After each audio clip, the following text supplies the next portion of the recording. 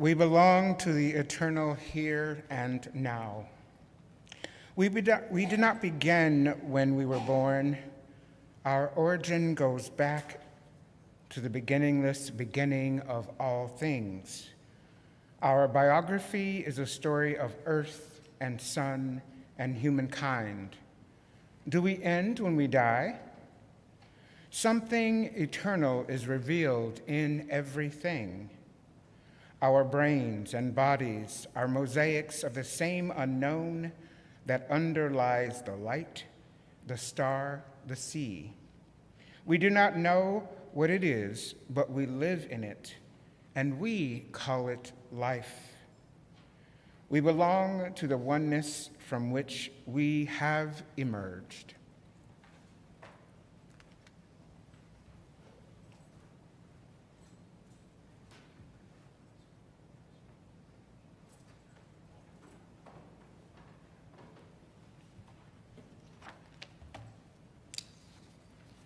We gather this afternoon to celebrate the life and mourn the death of Adolfo Cano Fernandez. Adolfo was a son, a brother, a husband, an ex-husband, a husband again, a father, a friend, and a grandfather. He was an engineer, and that means he was committed to seeing the world, that the world had more structure and that it was more safe. He was committed to dismantling things to figure out why they were broken and to fix them. My name is Nathan Ryan. I'm one of the ministers here at this church, Blanche and Adolfo's church, and I looked it up, 51 years. For those of you who wondered why I just yelled at our music director, online people, we know you're not seeing anything. I've asked them to go fix it.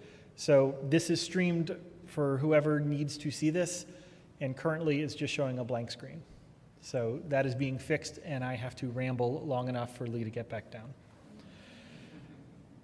Although he was a member of this church since 1973, I went and I looked at his card. He lived on Nicholson Drive when he moved here, when he joined this church. Although he was a member of this church for more than 50 years, I never got to know him. For a few reasons, he was distant from the church when I first started, and by the time I would have gotten to know him, his dementia had already changed the full person of who he was. Even still, I feel like I know him in the same way you cannot see the wind, but you know its effects. I am honored to welcome you to this church this evening. I'm honored to officiate a service for such a remarkable man. Adolfo was born in Colombia. He was raised peripherally Catholic. Is that fair? Yes, Catholic or peripherally Catholic? I need confirmation. Okay, I'm getting some nods, so we're going to go forward. Eventually, he landed here at the Unitarian Church. That is where he raised his children. That is where he and Blanche met. I do not know what he believed in terms of an afterlife. I do not know what he believed in about God. To the best that I can figure, he didn't say a lot about it. But from what his family has told me, he did have some understanding of a God. There's some things I would like for you to know about this evening's service. First of all, we cannot make any promises about what happens next. I cannot tell you he is in a better place, and I cannot tell you he is in heaven. I want to, and I want that to be true, but I do not have the authority to declare that. And I doubt he would have joined a church where a minister would have had claimed that authority. Second, it is okay for you to laugh today. Adolfo deserves to be celebrated in all of the richness of the humanity that he was. That means he should be celebrated for his strengths and his failings. He should be celebrated for the ways that he loved this world and the ways that he struggled to live up to the expectations of this world. And it means his stories should have some humor and some joy in them. An example of the struggle that I would like to describe, I am told he was not a very good driver.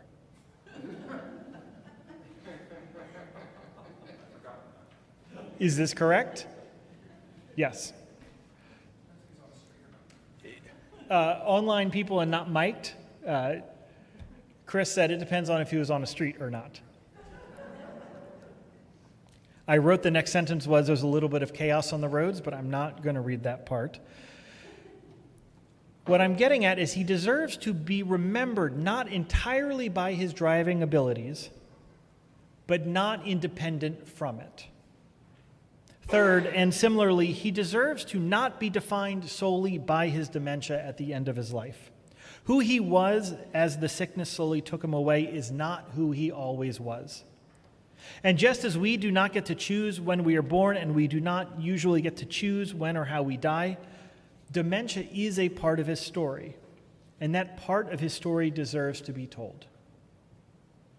Fourth, we will not be able to fully retell him today. He's just too complicated, as all of us are. Instead, our goal is to give you an hour with him. It's for those who are up here, to be able to tell stories about him, and for you who are sitting, as you hear a story or a song or something that reminds you of him, you will have your own celebration of life in you as you hear these stories, as your brain reflects on who he was.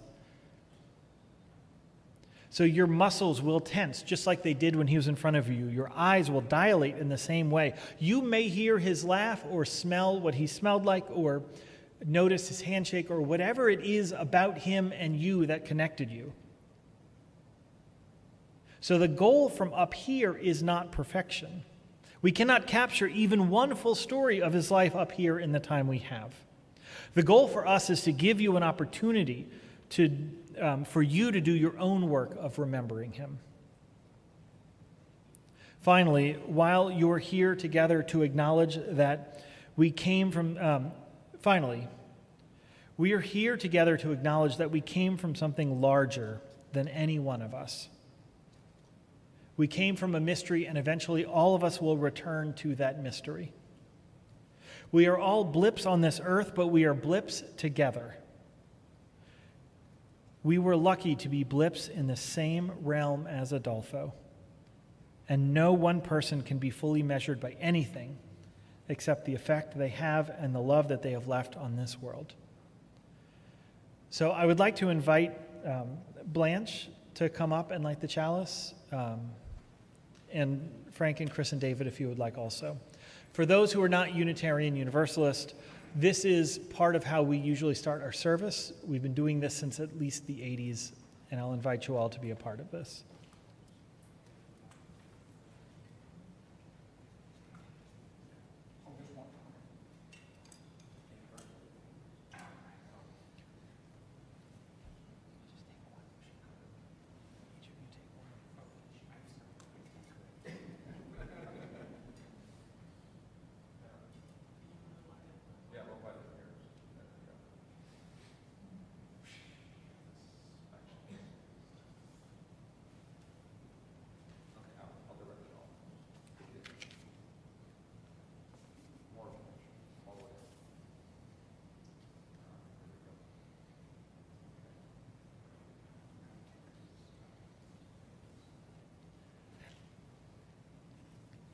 And if you will see the words in your order of service, with hope to make this a better world, we light this flame.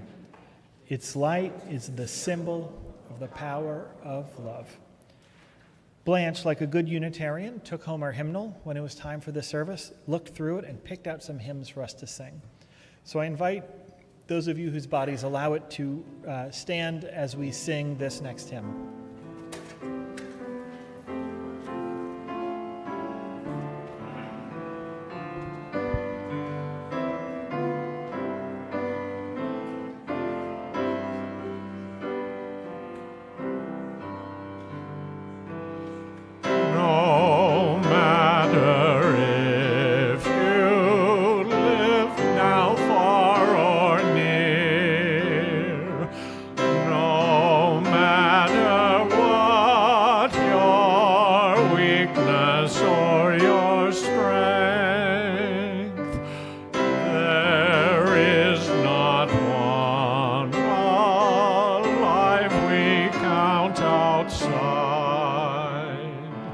May deeper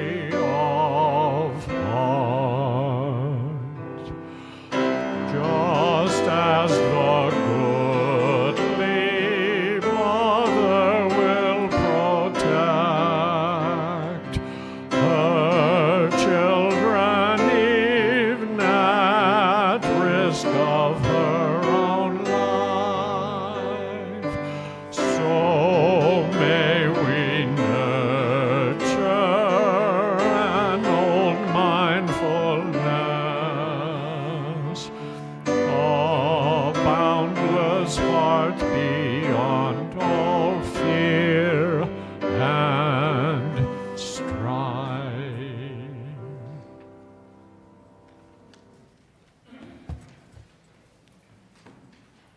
This reading is from Reverend Luna Jensen.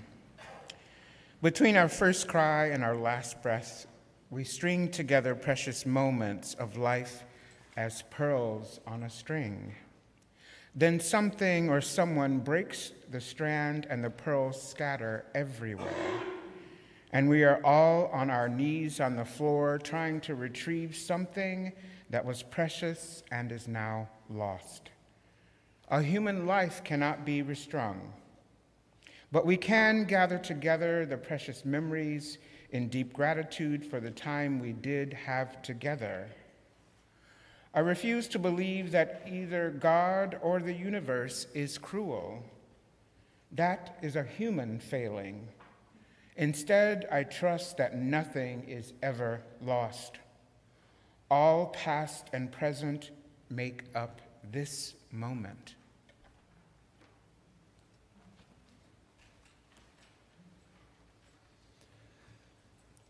So here's how the eulogies are going to work. I've asked members of Adolfo's family to just share stories of him. Once again, there's a way that you can do this where you can tell chronologically someone's story. Our goal is to give you snapshots of who the person was. Frank, would you come and share first?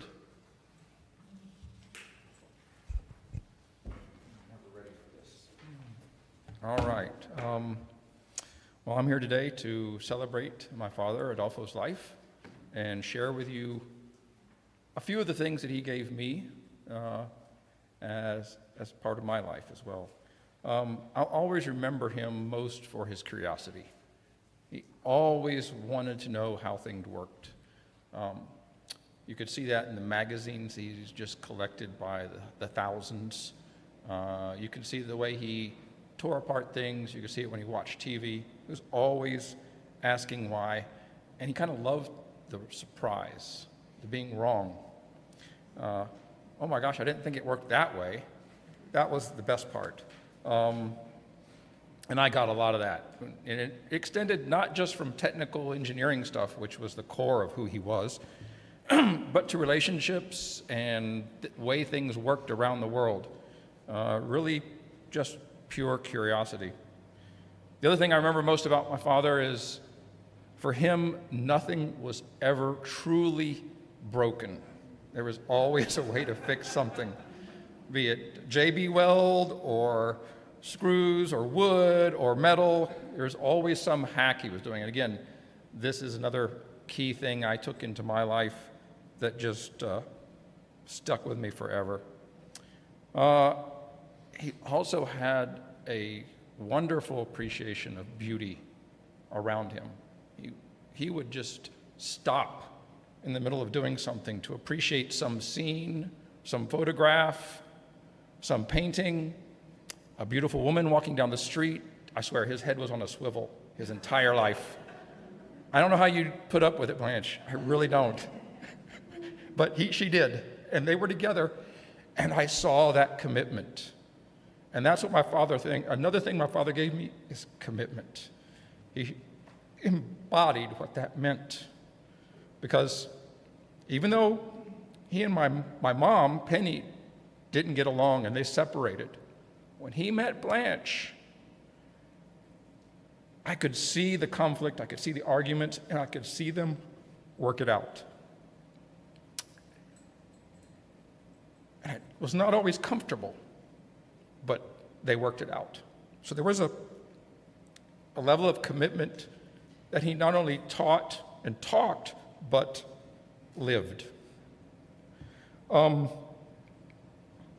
He gave me a lot of other life skills. That was a very important one. Most certainly, he wasn't perfect, and neither am I. That's for sure. But I hope this short eulogy has given you a chance to remember a little bit of who he was and maybe how he made a difference in your life. Thank you so much.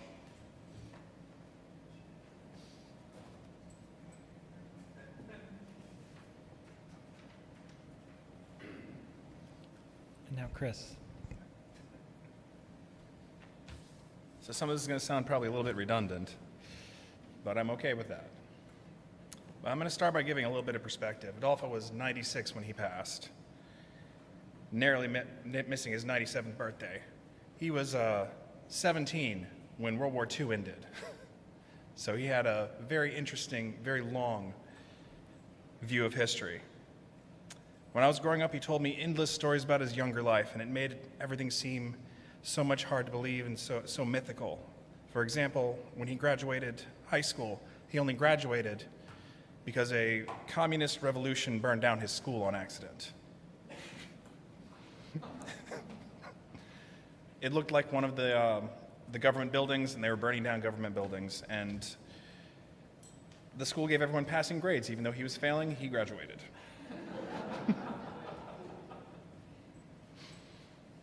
The advancement of technology was always a passion of his. It took me a while to understand what technology was like for him growing up, because he would talk about how he was one of the first families on his block to get a car. I mean, cars weren't strange back then, but in that area, they were.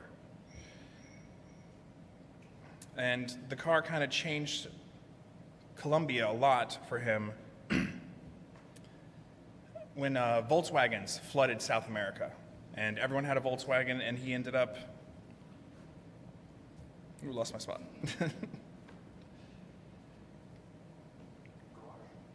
Yeah. He ended up fixing Volkswagens with his friends and created a Volkswagen repair shop. And that really came around to me when I ended up as a teenager with 2 broken cars and a need for one working one. I only owned that Volvo for about a year, but we had to get it back running again about 10 times. The first time it died, I was in a panic as to how am I going to get to college, what's going to happen. I went to Adolfo and said, "Hey, Dad, the car makes a funny noise when I turn right." And he said, "Well, that's real easy. Just go to school turning left."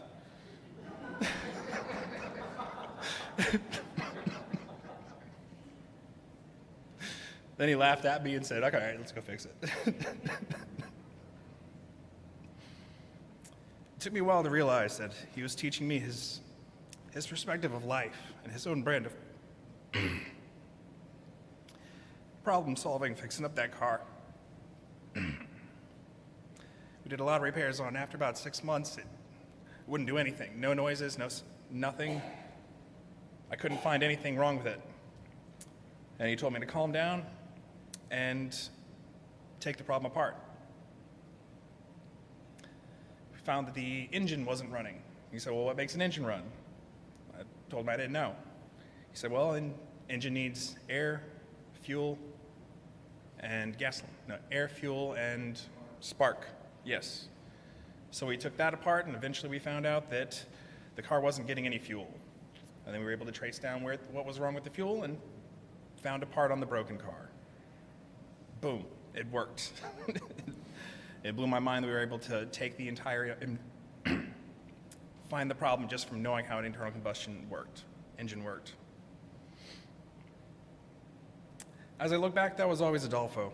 In his spare time, he would read up on how things worked and reflect on what the next technology change would be to affect society, as affordable cars had changed Colombia for him in his youth.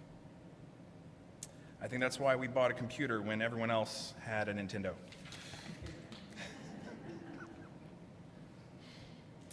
Years later, I found myself an expecting father, and I asked him to come with me to look at a car that would be suitable for carrying around a family, because I had a very small car at the time. While we were driving, in an unexpected moment of seriousness, he told me, "Chris, I'm not a perfect man, and I have some regrets, but I've never regretted staying to be a dad for my kids."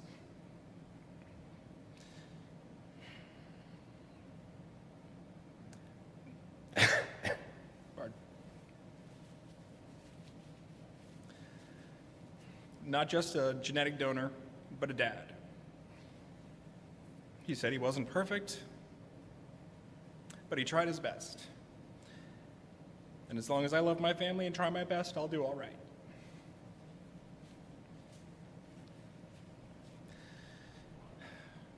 And that meant a lot to me. It still does.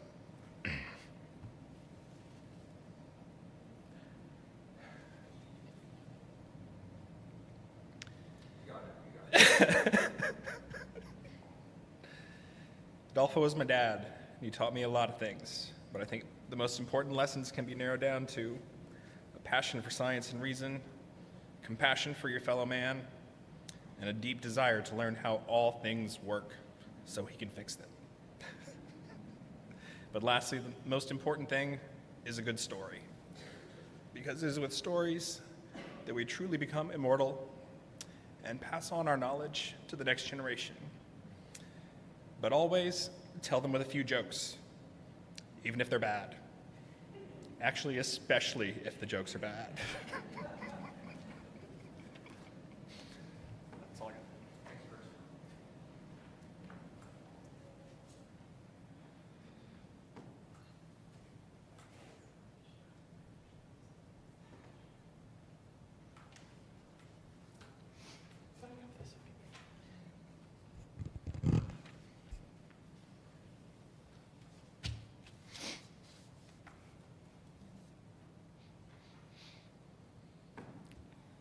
Hello.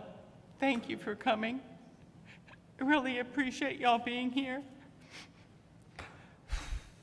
I met Adolfo here at this church. This was a place where we fell in love and began a relationship that lasted over 45 years. We were both in a singles group, and I remember having a lot of fun with him during planned trips by the group. Once we went on a canoe trip down the Tickfall River we had Frank and David with us. And another time we went to Scott, Louisiana to a dance at Cajun music. I don't remember the name of the place. I think it was a Triangle Club, but it was Cajun. There were children this high and adults older than me, all dancing, as well as everybody in between. Adolfo loved to explain things. Another time, he would always add new context to the experiences that we were having. And I always loved him for it. We started seeing each other more and more often, and after about a year, he started asking me to marry him. We had both had previous marriages, and it was hard for us to agree to get married at the same time. He would say, "Will you marry me?" And I'd say no. And then a month or so later, I'd say, "Will you marry me?" And he'd say no. So it took us a while to agree. And we both were finally married in October of 1979 here at the Unitarian Church. Together we wrote our wedding ceremony, and we made sure to include Frank and David in our commitment to them and to each other. Adolfo said that truth and commitment could create possibility and action in our lives. In 1982, our lives changed. First, our son Chris was born, and our family grew. At the same time, the petrochemical industry bottomed out, and Adolfo was laid off from his engineering job. For several years, he made ends meet by working a string of temporary jobs, and we both borrowed from our retirement funds, so I was able to stay home with Chris. It meant the world to me that he was willing to work so hard to give me that gift so I could stay home. In 1990, I persuaded Adolfo not to move out of Louisiana to find another job. Eventually, we agreed that he would stay home with Chris and I would go back to work. He'd often encouraged me to go into real estate, and I said no. And so I took a chance and did exactly that.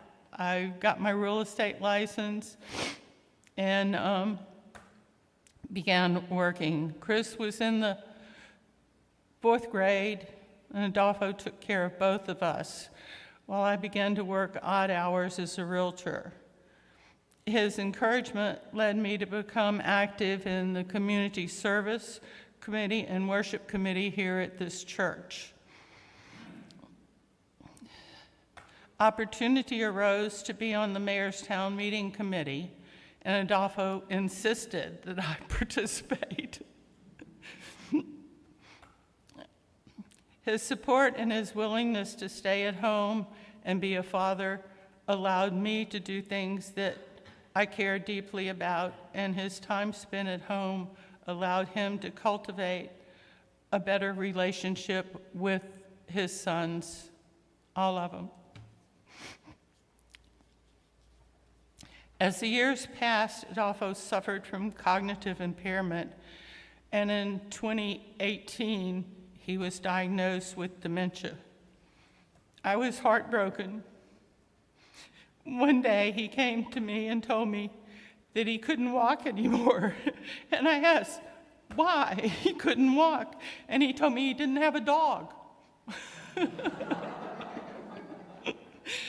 So I went to the local shelter and I found our dog Cookie, and he walked with her almost every single day. Sometimes he'd walk as far as 10 or 12 blocks, and later he was only going about 6 or 8 blocks. I know that Cookie was a great comfort to Adolfo near the end. When his dementia progressed, I worked less until after 30 years as a realtor, I retired to care for him. He had spent much of his time together with me, taking care of me, and it was time for me to take care of him. By the summer of 2023, the heat wave outside prevented Adolfo from walking with Cookie, and his health began to decline. One day in June or July of this year, he asked me if I would let him go. I said yes. He wanted to be sure, as he had always done, that I was going to be okay. On August, the first time, he joined me for breakfast at the table. It was a breakfast table, and it wasn't breakfast time. It was actually around 6 or so. He sat there holding my hand for a while, the way he'd always done many times over the years, and when his hand dropped from mine, he was gone. I was there with him. I have never loved anyone as much as I loved Adolfo. He was my support, and he encouraged me to do things I never thought possible.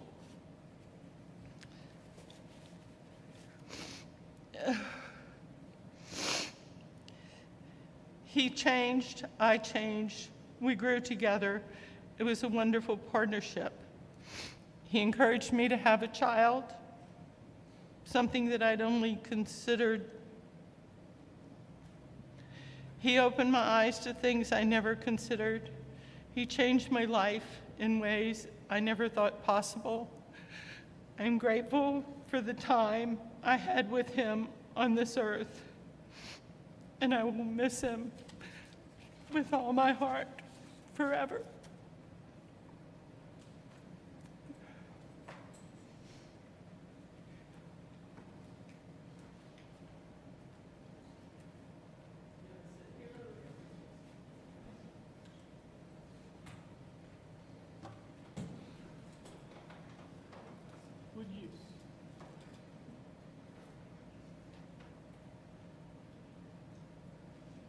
Would you all join me in a moment of prayer and reflection?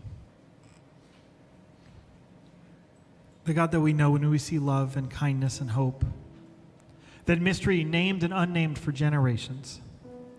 Whatever that is that keeps us loving, please be with us on this day. And hold Adolfo's spirit wherever it is right now. Help it to be at peace.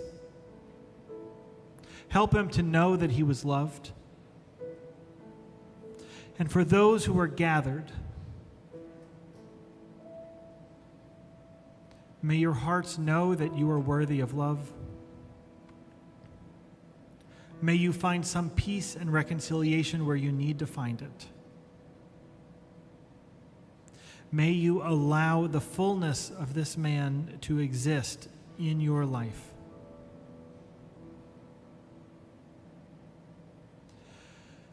May each of you know that the world is better because he was here, and the world is better because you were here. Help us to be grateful for those who have given years and years to care for a loved one. Help us now to care for each other, because today can mark the day that more healing and more love and more kindness can come into this world. May his memory live on through each of you. Amen. Right where you're seated, let's sing this next hymn.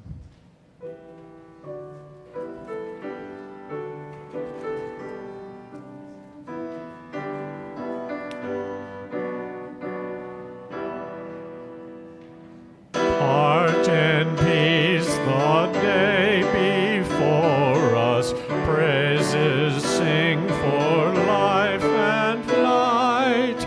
Are the shadows lengthening o'er us? Bless thy care who guards the night.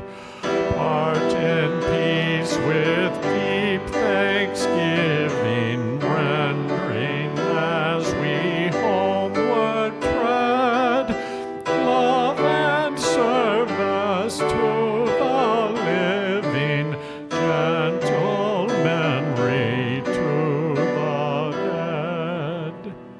Part in peace our voices raising, in thy presence always be.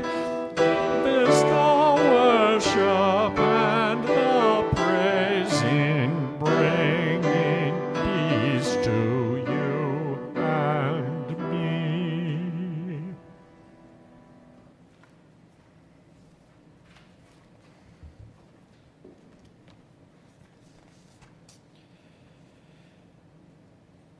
I'll ask you to join me in this litany. In the rising of the sun and its going down, please say, "We will remember him." In the blowing of the wind and the chill of winter, in the opening of buds and the rebirth of spring, in the blueness of sky and the heat of summer, in the rustling of leaves and the beauty of autumn, when we eat some good black beans or plantain chips. It's in the script. When we see a very generous driver. So I would like to invite you now, and the family, if you would like to close your eyes for this, you are welcome to. But I would like for you right now, the gathered congregation, to say other times you will remember him. I will step away from the microphone and just say them into the space.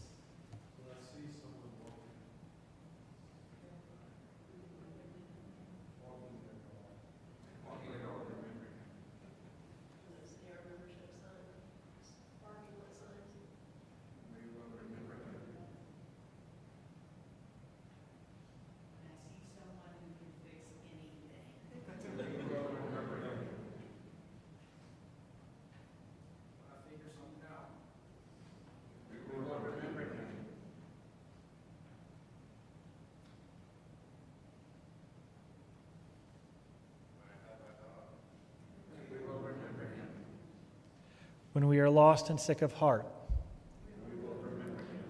As long as we live, he too shall live. Adolfo Cano Fernandez lived on this earth. For 96 years, he committed himself to making the world better understood, more filled with laughter and with dance. And after a long fight with dementia, his body has given all that it can. His body has been cremated, and his family will scatter his ashes at some point in the future. For now, his legacy lives on through you and the stories you tell.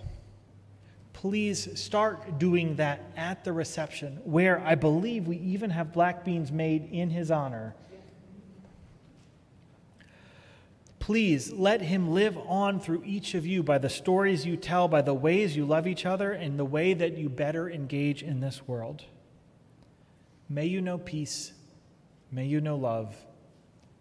Amen. I invite you to rise. Let's sing this closing hymn.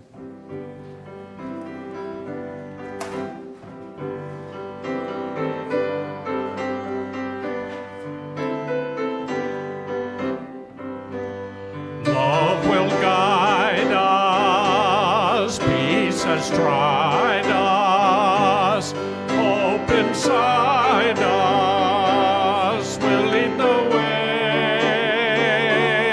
on the road from greed to giving. Love will guide us through the dark night. If you cannot sing like angels, if you cannot speak before thousands, you can give from deep within you. You can change the world with your love. Love will guide us, peace has tried us, hope inside us will lead the way on the road from greed to giving. Love will guide us through the dark night.